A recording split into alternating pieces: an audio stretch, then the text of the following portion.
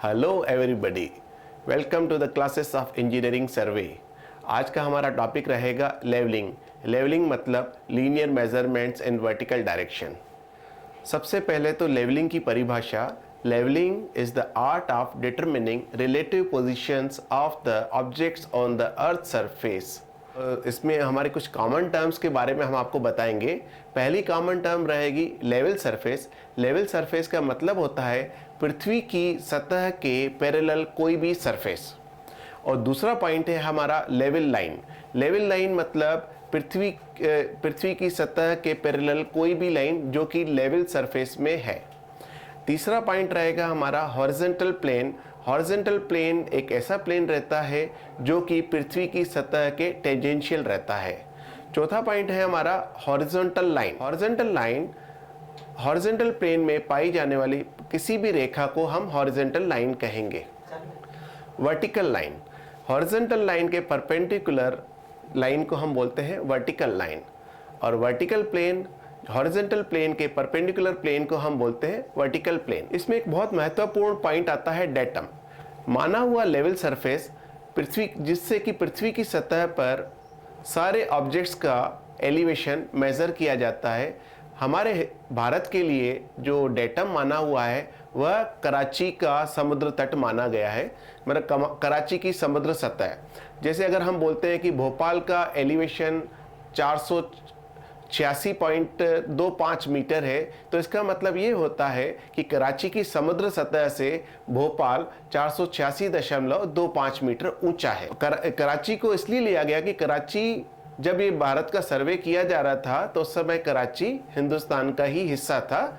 अब हमारा जो रेफरेंस पॉइंट है वो बॉम्बे का समुद्र सतह को रेफरेंस पॉइंट माना जाता है। और समुद्र सतह में विशेष फर्क नहीं आता है। जैसे कि अभी हमें पता है कराची की समुद्र सतह और मुंबई की समुद्र सतह में मात्र 0.1 मीटर का अंतर है। रिड्यूस्ड लेवल, डेटम से किसी भी पॉइंट की समुद्र सतह से ऊंचाई को हम बोलते हैं रिड्यूस्ड लेवल।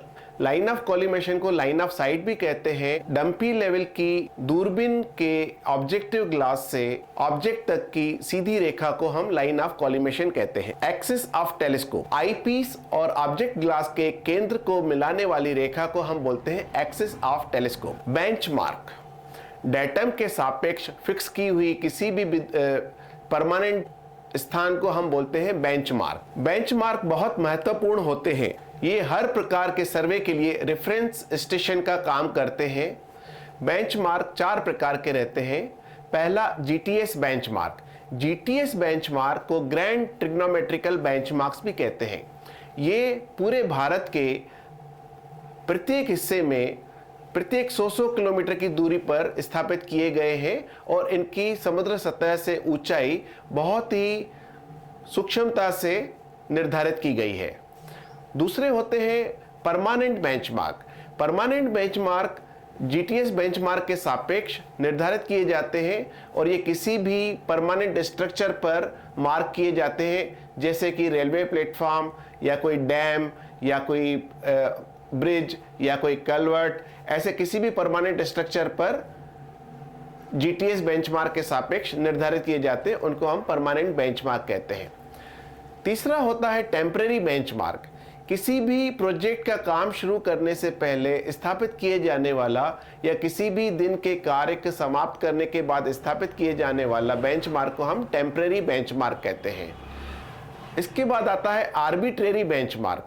आर्बिट्रेरी बेंचमार्क माना हुआ बेंचमार्क। अगर हमको सिर्फ कोई छोटा सा प्रोजेक्ट मिलता है और हमको सिर्फ किसी 2 बिंदुओं के बीच का एलिवेशन डिफरेंस या लेवल डिफरेंस ज्ञात करना होता है, तो हम किसी आर्बिट्रेरी बेंचमार्क स्थापित करके उसके सापेक्ष सारा सर्वे कर देते हैं।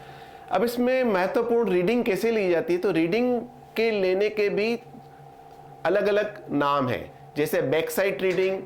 बैकसाइड रीडिंग किसी भी बेंचमार्क पर ली जाने वाली पहली रीडिंग को हम बैकसाइड रीडिंग कहते हैं।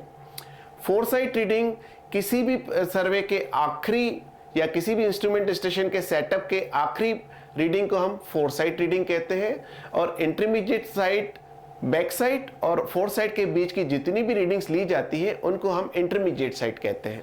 चेंज पॉइंट, चेंज पॉइंट, यहाँ पर इंस्ट्रूमेंट का स्टेशन चेंज किया जाता है और किसी भी बाधा के बीच में आने के कारण या स्टाफ का रेंज आउट हो जाने के कारण हमको रीडिंग पढ़ने में नहीं आती है स्टाफ की, उस समय पर हम अपने इंस्ट्रूमेंट को चेंज करते हैं। तो उस जहाँ पर उसको चेंज करते हैं उसको हम बोलते हैं चेंज पॉइंट।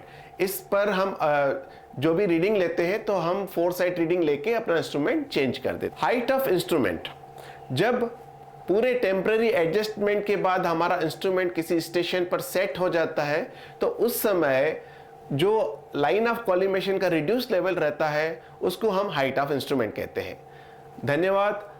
आशा है कि आपको ये मेरा लेक्चर आज जो लेवलिंग की कॉमन टर्म्स के ऊपर था वो आपको पसंद आया होगा।